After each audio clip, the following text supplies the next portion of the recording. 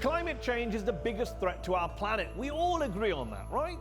Well, maybe not everyone. Certainly not the climate change deniers in the US Congress, who according to one recent study have been on the receiving end of more than $73 million in campaign contributions from oil and gas interests. Think Koch brothers, the billionaire energy tycoons. Think ExxonMobil, the oil and gas giant. Oh, and guess what $73 million buys you? Climate change is not science. It's religion.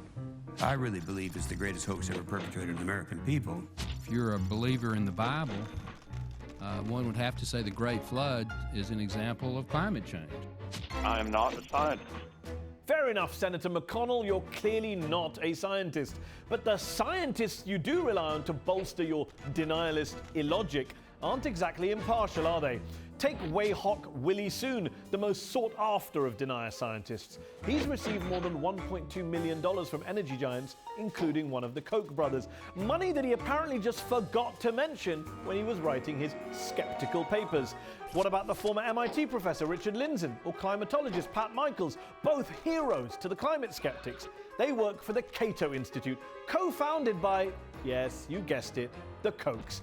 But look, the climate change denial machine goes way beyond those billionaire brothers. One recent study found that 140 conservative foundations funneled more than $500 million to nearly 100 climate denial organizations. So a lot of the quote-unquote experts are financially compromised, conflicted.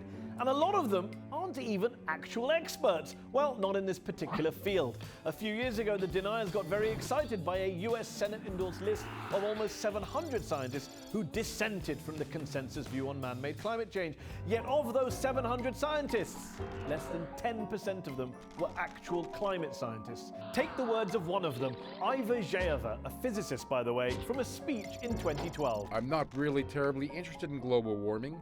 Like most physicists, I don't think much about it.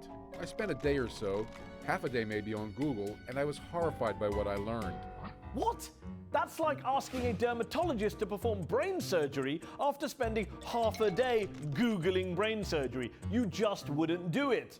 Or maybe you would. If you're a climate change denier prone to conspiracy, maybe then brain surgery might be the right way to go.